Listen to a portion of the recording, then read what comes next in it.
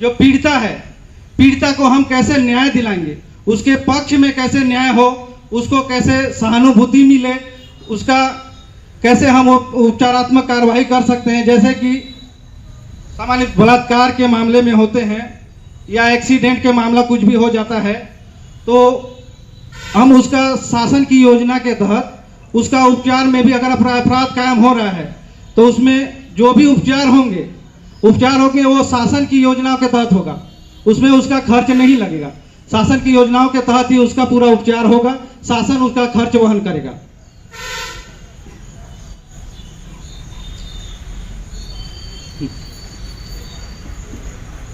और दूसरा है नागरिक केंद्रित कानून। यह कानून जो है मतलब भारत के नागरिकों को ध्यान में रखते हुए बनाया गया है कि यहाँ के मूलवासी जो हैं, भारतीय लोग जो हैं, उनका रहन सहन, पहचान, यहाँ पे किस टाइप के उनका जीवन यापन है, उस टाइप को उसको ध्यान में रखते हुए पुराने कानून को संशोधित कर नया कानून बनाया गया है। अभी सभी की मानसिकता ये है कि पुराने कानून को पूरी तरीके से परिवर्तित कर दिया गया है, लेकिन ऐसा नहीं है। पुराने कानून को पूरी तरीके से परिवर्तित नहीं किया गया है, उसमें संशोधन किया गया है। संशोधन करके भारतीयों के हिसाब से उसमें नया संशोधन करके नया नियम कानून बनाए गए हैं। तो भारतीय दंड संहिता, नागरिक सुरक्षा संहिता और भारतीय साक्ष्य में संहिता में भी कई धाराएं जोड़ी गई हैं और कई धाराओं को विलोपित किया गया है और कई धाराओं को हटा दिया गया है। कुछ धाराएं जैसे अब इसमें कुछ जैसे एफआईआर कराने का अधिकार है। पूर्व में यह था कि घटना जिस थाना क्षेत्र में होता था, अगर हम थाना मस्तूरी क्षेत्र में घटना हो रही थी तो आपको मस्तूरी क्षेत्र के थाना में ही जाके आपको रिपोर्ट करना था। यह पुरानी प्रक्रिया थी, लेकिन अब प्रक्रिया को सरल करते हुए अब ऐसी नहीं रह गई है। अब यह है कि अगर आप बिलासपुर में हैं या दूसरे जिला में भी हैं, आपके साथ वहां पे घटना घट गई है, तो आप मस्तूरी में भी आकर रिपोर्ट कर सकते हैं। अब वो घटना कहाँ हुआ ये बाध्यता नहीं है। आपके साथ कहीं भी घटना होगी, आप किसी भी थाने में जाकर एफआईआर कर सकते हैं। ये तो पहला हो गया नया संशोधन के तहत। और एक मामला यह है कि आप अगर चाहें तो इलेक्ट्रॉनिक माध्यम से भी सूचना दे सकते हैं। इलेक्ट्रॉनिक माध्यम मतलब व्हाट्सएप, फेसबुक, इंस्टाग्राम, इसके दृष्टि से भी आप चाहे तो अपना प्रथम सूचना पत्र दर्ज करा सकते हैं। लेकिन उसके लिए यह है जो आवेदन दे रहा है, जो प्रार्थी आवेदन दे रहा है, उसको 3 दिन के अंदर थाना उपस्थित होना होगा। थाना उपस्थित होगा तभी उसका जो हमारी साधारण बोलचाल भाषा में बोलते हैं हम लोग, पुलिस वाले की भाषा में या कानून की भाषा में, नंबरी अपराध कायम करना। हम लोग जनरली अगर कोई इलेक्ट्रॉनिक माध्यम से अगर कोई संज्ञेय अपराध की सूचना देता है तो हम उसको रख लेते हैं और 3 दिन के बाद जैसे ही वो आता है उसको हस्ताक्षर करते हैं, तो इसके आधार पर फिर हम उसमें नंबरी अपराध कायम करके फिर उसकी विवेचना कर सकते हैं। तो अब ये बाध्यता नहीं रह गया कि आपको थाना ही उपस्थित आकर आप अपना आवेदन देंगे या प्रथम सूचना पत्र दर्ज कराएंगे। आप इलेक्ट्रॉनिक माध्यम से भी आकर अपना रिपोर्ट दर्ज करा सकते हैं, लेकिन आपको 3 दिवस के अंदर थाना उपस्थित होकर आवेदन को सत्यापित करना पड़ेगा, साइन करना पड़ेगा। इसके बाद आपकी विवेचना जिस तरह के आपके साथ अपराध हुआ है विवेचना प्रारंभ हो जाएगा। अंत में जी लास्ट में पूछिएगा, ठीक है। अब एफआईआर पूर्व में भी था ऐसा कि एफआईआर आप कराते हैं तो उसकी प्रति आपको निःशुल्क दी जाएगी। ऐसा कोई थाना से पूर्व में भी चल रहा था, अभी भी है, इसको और कड़ाई से पालन कराया गया है कि अगर कोई भी प्रथम सूचना रिपोर्ट दर्ज करता है तो दर्ज करने के तत्काल बाद प्रार्थी को निःशुल्क रूप में एफआईआर की प्रति दी जाएगी। और जैसे ही प्रक्रिया शुरू होता है, जो प्रार्थी है या पीड़ित है उसको प्रतिवेदन रिपोर्ट बनाते रहना चाहिए, या तो मोबाइल के माध्यम से कि आपके आवेदन पे क्या क्या कार्रवाई किया गया है, क्या कितना प्रगति रिपोर्ट है, कब तक आपका चालान पेश हो जाएगा, क्या क्या कमियां रह गई हैं, इस चीज को बताने का भी प्रावधान किया गया है, ताकि हम फोन के माध्यम से बता सकें या लिखित रूप से बता सकें या किसी के माध्यम से बता सकें कि आपने जो एफआईआर किया था, हम लोग यहाँ तक कार्यवाही में पहुंचे हैं, किसकी गिरफ्तारी नहीं हुई है या कब तक हम लोग चालान पेश कर देंगे, इसकी जानकारी भी प्रार्थी या पीड़िता को देना है। जैसे ही चालान पेश कर देते हैं, चालान की अवधि 60 दिन, 90 दिन और 120 दिन का रहता है। इस अवधि में हम लोग जैसे भी चालान पेश करते हैं, जिस दिवस चालान पेश करेंगे उस दिवस की भी जानकारी देते हैं कि नहीं, हम आज आपका चालान माननीय न्यायालय के समक्ष पेश करेंगे, इतने इतने आरोपी थे, इतने के विरुद्ध गिरफ्तारी की कार्रवाई की गई है, उनको हम रिमांड में लिए हैं या जेल में भेजे हैं, वो सब की जानकारी। और प्रार्थी चाहे या पीड़िता चाहे तो चालान की प्रति थाने से निःशुल्क प्रदान किया जाएगा। चालान की प्रति जो अपन फाइनल रिपोर्ट पेश करते हैं, पूरा विवेचना जब पूरा हो जाता है तो जिस विवेचना में संबंधित जितने भी दस्तावेज आते हैं, जिस दस्तावेज को हम कोर्ट में पेश करते हैं, उस दस्तावेज को प्रार्थी या पीड़िता चाहे तो हम उसको उपलब्ध कराते हैं। ये नया कानून में संशोधन कर किया गया है। पूर्व में ऐसा था कि बलात्कार के मामले में ही पीड़िता को चालान की प्रति प्रदान की जाती थी।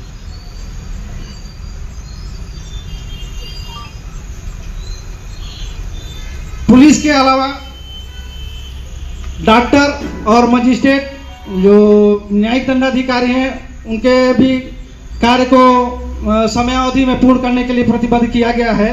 जैसे मुलायजा उलायजा कराते हैं, हम कोई भी मारपीट हुआ या बलात्कार से संबंधित पीड़िता का मुलायजा कराते हैं, डॉक्टरी चेकअप होता है, तो इसका डॉक्टर के द्वारा या मेडिकल अधिकारी के द्वारा तत्काल नहीं दिया जाता था, या कई बार ऐसा होता था कि नहीं दिया जा रहा था, कुछ बिजी शेड्यूल होने की वजह से।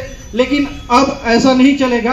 अगर प्रार्थी या पीड़िता का मुलायजा हुआ है तो 7 दिवस के अंदर आपको मुलायजा रिपोर्ट थाने में पेश करना पड़ेगा।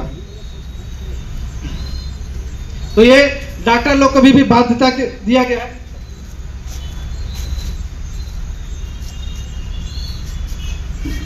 अब एफआईआर हो गया, अब ये बता रहा हूं जांच से संबंधित प्रावधान। 3 साल से 7 साल की जो सजाएं रहती है, भारतीय दंड संहिता के अधीन जो 3 से 7 वर्ष की सजा का प्रावधान है, जिसमें और पुलिस वाले को लगता है कि नहीं ये झूठा मामला हो सकता है, शायद ये झूठा मामला हो सकता है, तो उसमें अधिकार दिया गया है कि 14 दिन तक आप उसमें जांच कर सकते हैं। आप जांच कीजिए, लेकिन इसके लिए जांच करने के लिए हमारे वरिष्ठ अधिकारी जो एसडीओपी रैंक के होते हैं, डीएसपी रैंक के रहते हैं, अनुभागीय अधिकारी जो रहते हैं, उनसे अनुमति लेना अनिवार्य है। अगर हम किसी मामले में 3 से 7 वर्ष की जिसमें सजा है, अगर हम उसमें हमको डाउट लगता है कि ये शायद ऐसा अपराध नहीं घटित हुआ है, ये झूठा मामला हो सकता है, तब हम अपने एसडीओपी डीएसपी सर से अनुमति लेकर 14 दिन के अंदर उस जांच कार्रवाई को पूरा करेंगे। और यदि हम 14 दिवस के अंदर उस जांच कार्रवाई को पूरा नहीं करते हैं तो 15वें दिन उसमें एफआईआर करना पड़ेगा।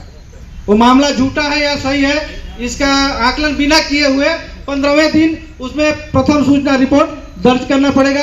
इसके बाद विवेचना जारी होगा। विवेचना के बाद भले तथ्यों पर ध्यान देते हुए मामला सही है या गलत है, इसको बाद में निर्णय करते हुए चालान भेजा जाएगा। खात्मा खारिजी की कार्रवाई जो पुलिस के द्वारा की जाती है, वो कार्रवाई किया जाएगा। अब जुर्माना, पूर्व में ये था, जैसे हम लोग जनरली यही समझते हैं आजीवन कारावास। आजीवन कारावास मतलब हम लोग समझते हैं कि आजीवन जितना उम्र है उतना उम्र तक वो अपना कारावास में अपना समय गुजारेगा, लेकिन भारतीय दंड संहिता में इस टाइप से नहीं था।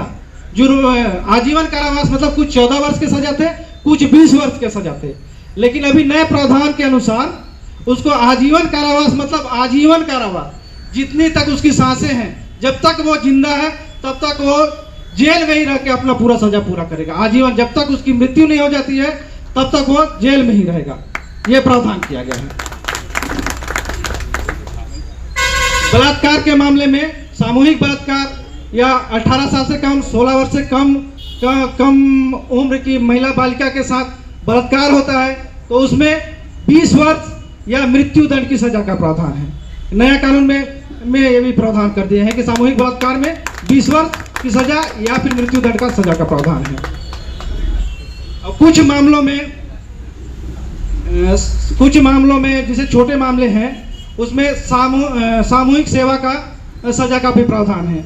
जैसे छोटे मोटे मामले चोरी वोरी हो जाता है, साधारण मारपीट होता है, अगर न्यायालय द्वारा उसको सजा दी जाती है तो किसी सामाजिक स्कूल में या हॉस्पिटल में या सामाजिक कार्यक्रम सामाजिक संस्थाएं जहाँ पे हैं उसकी साफ सफाई करने की ये सजा का भी दिया जा सकता है। ये सामाजिक कार्यक्रम के मतलब ये छोटे अपराध में सामाजिक सद्भाव के रूप में इस सजा को परिवर्तित किया गया है। ये सजा का प्रारूप है।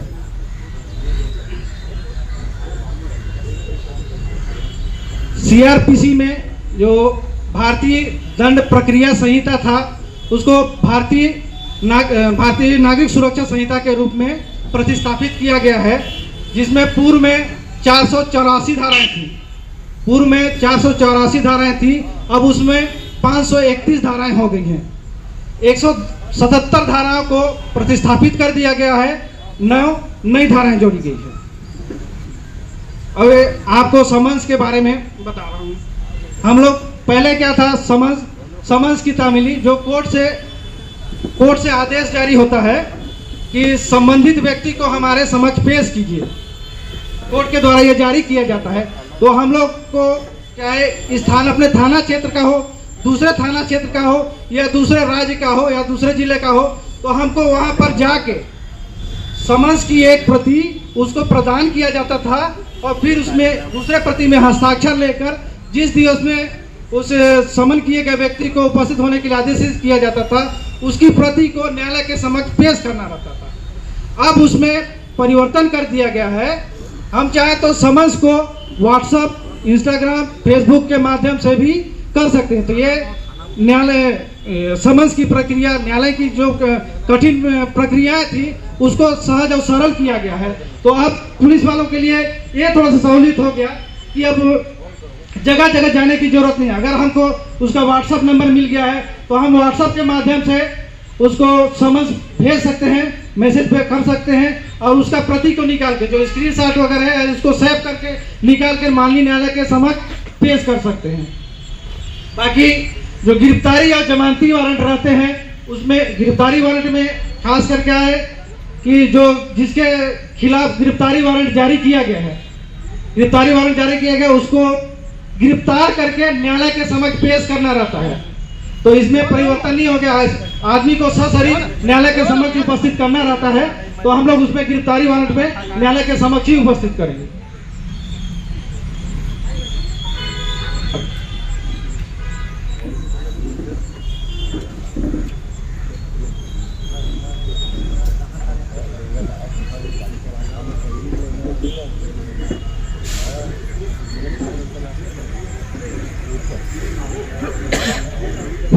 जैसा कि आप सभी लोग जान रहे हैं कि पुराने में जो कानून थे वो अंग्रेजों द्वारा हम पर लागू किया गया था, जिसमें से कुछ धाराओं को, जैसे राजद्रोह मतलब था कि अंग्रेजों के खिलाफ जो विद्रोह करता था उसको राजद्रोह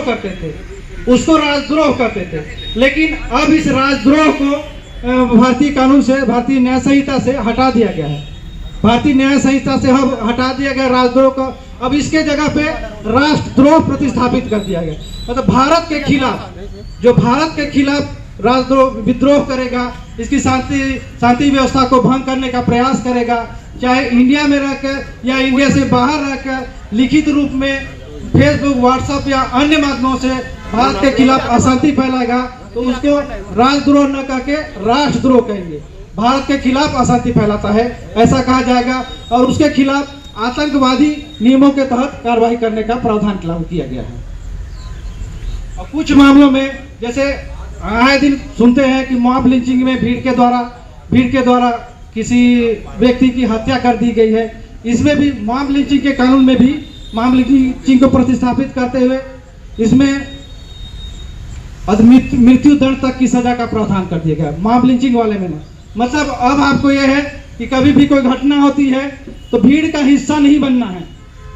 आपको अपराध रोक सकते हैं तो अपराध रोकिए, न कि अपराधी के साथ मिलकर किसी व्यक्ति के साथ मारपीट कर रहे हैं। अगर किसी मारपीट करने के दौरान किसी की हत्या हो जाती है तो प्रत्येक व्यक्ति इस हत्या का साझेदार माना जाएगा और उसके खिलाफ भारतीय न्याय संहिता के तहत कानून कार्रवाई किया जाएगा और इसमें सजा मृत्यु दंड तक का भी प्रावधान है।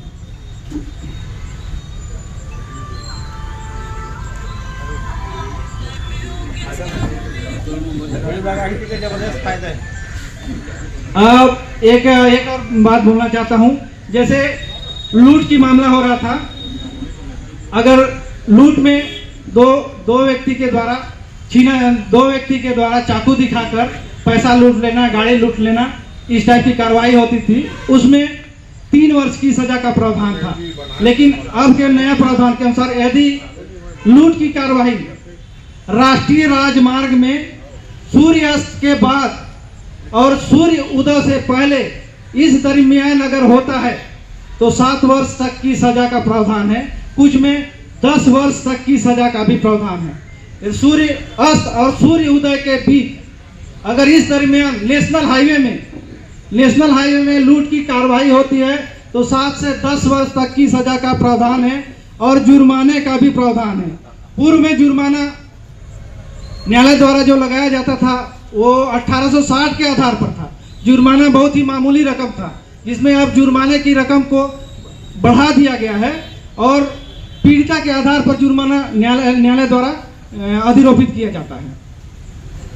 और इसमें और एक्सीडेंट बात हुआ है तो इतना चल रहे हैं तो एक्सीडेंट के मामले में भी बात कर लेते हैं। पूर्व में ये हुआ था कि हिट एंड रन मामले में, मतलब ड्राइवर, घटना तो किसी के साथ भी हो सकता है, एक्सीडेंट कभी भी कहीं भी हो जाता है, लेकिन क्या करते थे कि ड्राइवर कोई चालक एक्सीडेंट करने के बाद भाग जाता था और उसको पता नहीं चल पाता था कि किसने। अब रात में हुआ, कोई व्यक्ति देखा नहीं, अचानक से मोटरसाइकिल को एक्सीडेंट किया और वही व्यक्ति की मृत्यु हो जाती है। मृत्यु हो गई तो अब समझ में नहीं आता कि आरोपी कौन है, इस कारण आरोपी का पता नहीं चल पाता था। तो अब उसमें यह किया गया है, नया प्रावधान अभी लागू तो नहीं हुआ है लेकिन ये बहुत जल्दी लागू हो जाएगा। अगर आप एक्सीडेंट कर देते हैं, भीड़ भाड़ है तो आपको रुकने की जरूरत नहीं है, वहां पे आप मत रुकिए। भीड़ शायद आपके साथ मारा पीटा कर सकती है, इसमें तो कोई दो राय वाली बात नहीं है। आप मत रुकिए वहां पे, वहां से चले जाइए, दूसरे थाने में चले जाइए। दूसरे थाने में जाके आप बता दीजिए कि नहीं भाई मेरे द्वारा एक्सीडेंट कर दिया गया है जिसमें एक व्यक्ति घायल है या एक व्यक्ति की मृत्यु हो गई है। तब आपको इस कानून से बचना पड़ सकता है। नभी तो पहले हम लोग ये करते थे कि आईपीसी की धारा 304A के तहत कार्रवाई करते थे, जिसमें जुर्माना का प्रावधान था। सिर्फ जुर्माना का ही प्रावधान था कि न्यायालय द्वारा जुर्माना करके छोड़ दिया जाता था। लेकिन अगर ये नया कानून जो लागू होगा, अगर आप न्यायालय के समक्ष पेश नहीं होते हैं या किसी थाना में पहुंचकर नहीं बताते हैं कि मेरे द्वारा ये एक्सीडेंट हो गया है, तो आपके खिलाफ कार्रवाई होगा, पुलिस आपके खिलाफ पकड़ेगी, तो उसमें सजा का प्रावधान है। वो 7 वर्ष से 10 वर्ष तक की सजा का भी प्रावधान है। तो कभी भी अगर आपके द्वारा एक्सीडेंट हो जाती है घटना, तो नजदीकी थाना में जाए। उसी थाना में नहीं जाके, अगर भीड़ भाड़ है तो आप उसी थाना में ना जाएं, नजदीकी थाना में जाए, वहां से सूचना दिलवा दीजिए कि हमारे द्वारा एक्सीडेंट हो गया है। तब आपको इस जो सजा का प्रावधान है, उस सजा के प्रावधान से आप बच सकते हैं। ये अभी लागू नहीं हुआ है, उसी चीज को बता रहा हूँ, ठीक है। ये ड्राइवर लोग के द्वारा, ये ड्राइवर लोग के समझ लिए कि नहीं, ये हमारे खिलाफ ये कानून लागू किया जा रहा है। विद्रोह बहुत ज्यादा किया जा रहा था कि नहीं, ये लागू को नहीं करने देंगे, इस कारण नहीं लागू हो पाया था। लेकिन अभी कुछ दिनों में लागू होने वाला है। तो अब ये जो नया कानून बना हुआ है, हमारा भारतीय न्याय संहिता, भारतीय नागरिक सुरक्षा संहिता और भारतीय साक्ष्य संहिता, ये हमारे भारत के लोगों को देखकर बनाया गया है और ये पीड़िता केंद्रित है। पीड़िता को न्याय दिलाने के लिए, पीड़ित को न्याय दिलाने के परिपक्ष से पीड़िता केंद्रित इस न्याय कानून को प्रतिस्थापित किया गया। बोलने के लिए अभी बहुत सारे हैं। ठीक है सर, एक लोग आप लोग मेरे को इतना देर से सुन रहे हैं, जितना हो सके मैं आप लोग को इस कानून के बारे में, नया कानून के बारे में आप लोग को बताने का प्रयास किया हूँ। कानून बहुत सारे लंबे हैं, बहुत सारी धाराएं हैं, इतना कम शब्दों में उसको उसका विवरण एक्सप्लेन नहीं किया जा सकता है। धीरे धीरे समय लगेगा आप लोग को समझाने में। हम लोग भी जगह जगह मीटिंग करते हैं, जो गंभीर अपराध या साधारण अपराध के बारे में रहते हैं, चेतना के द्वारा से लोगों को जागरूक करने का प्रयास करते रहते हैं। ग्राम पंचायत या अन्य सभा स्थल जहाँ पे भीड़ भाड़ रहते हैं, वहाँ पर भी जाके लोगों को अपराध के संबंध में जागरूक करते रहते हैं। और नए कानून जो लागू हो रहे हैं, हम लोग जगह जगह जाएंगे और फिर से बताएंगे। ठीक है, बस मैं इतना कहकर अपने वाणी को विराम देता हूँ। जय हिंद।